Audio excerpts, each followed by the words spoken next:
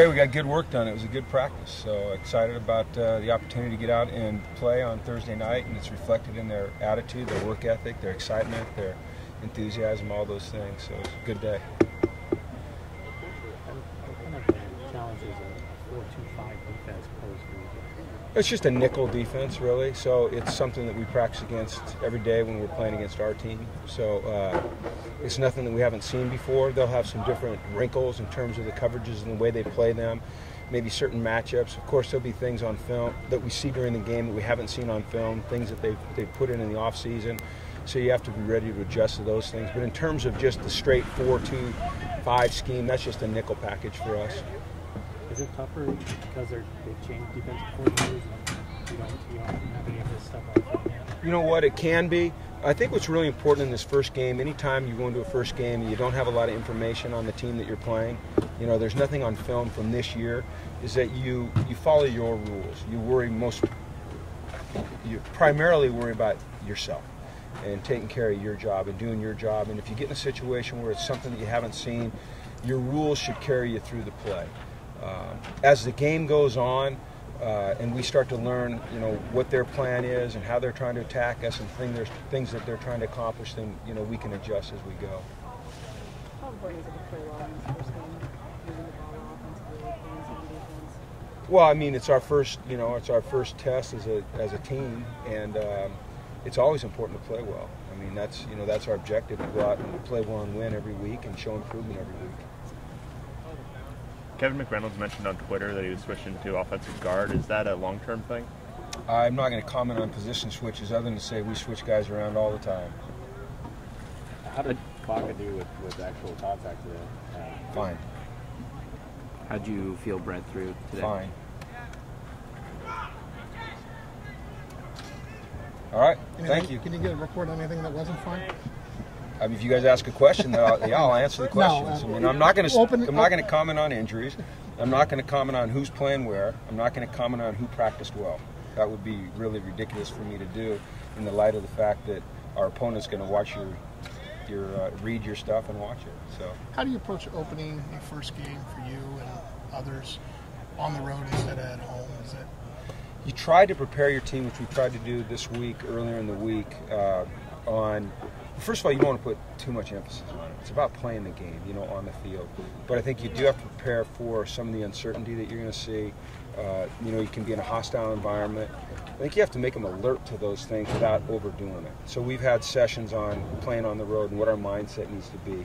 I think one of the things that's really important, no matter where you play, is that you stick to your routine. You create a routine that takes you really from the first day of the week through the end of the game. And no matter where you're playing, you try to follow that routine to the best of your ability. You've been a coach that's in the past kind of had the idea of scripting the start of a game, what you want to call, what you want to do, and then deviate later from that, or you want to just... No, it's a West Coast offense philosophy. And, I've spent most of my time with West Coast style offensive coaches to script really either the first 15 or the first 20. When Johnny U died, we made it the first 19 in honor of Johnny Unitas.